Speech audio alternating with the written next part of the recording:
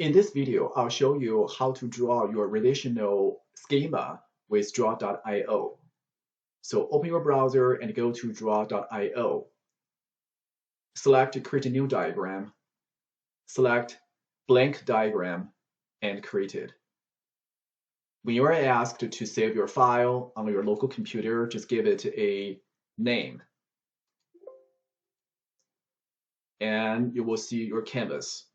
So we can utilize the basic shapes on the left-hand side to draw our relational schema. So first, let's add a rectangle shape and use it as the header of a relation. Let's call it relation 1. You may want to adjust the size of the rectangle to make it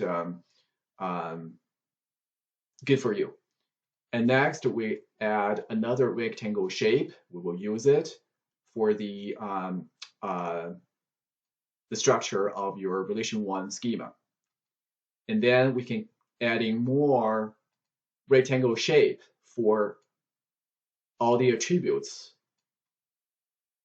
belonging to relation 1.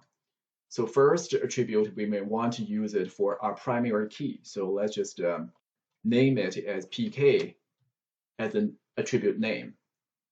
To underline the name of the primary key attribute, double click on the name of it and go to the right side of your screen and click the underline button under the text style menu.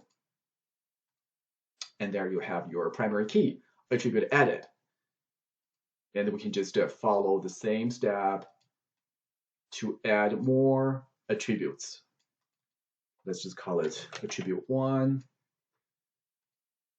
You can even copy and paste existing shape in your diagram to speed your work.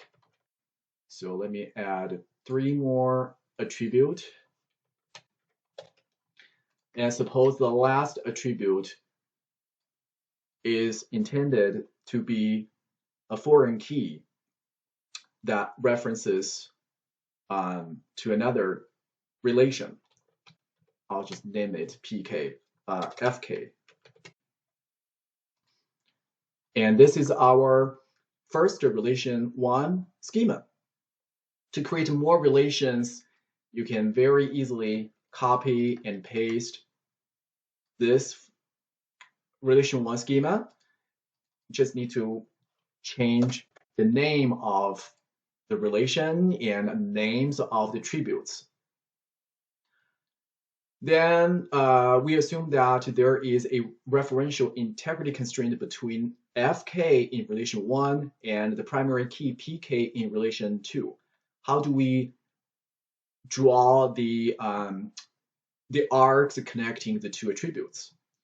You can hover your mouse over the foreign key attribute in relation 1. And when you see the blue arrow pop up, you can left click on it and drag to anywhere on your canvas.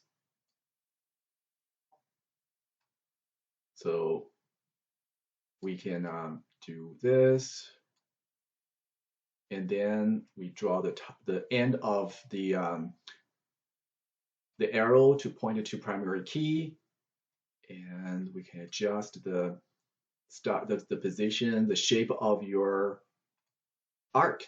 And there you have it. If you want to make even more adjustments, you can very easily change it to fit your needs. And that's it. If you're happy with your work, don't forget to save it first, so you don't lose your work, and you can always come back and make changes in the future. And when you are satisfied with your work, you want to save your chart as PDF as required, format to submit, or with JPEG if you wanted to use in some other cases. So you need to go to File, Export As, then you can select either a JPEG file or PDF file.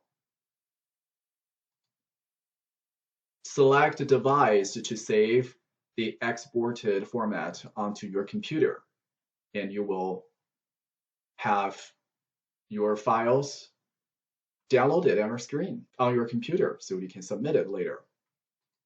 Thank you for watching.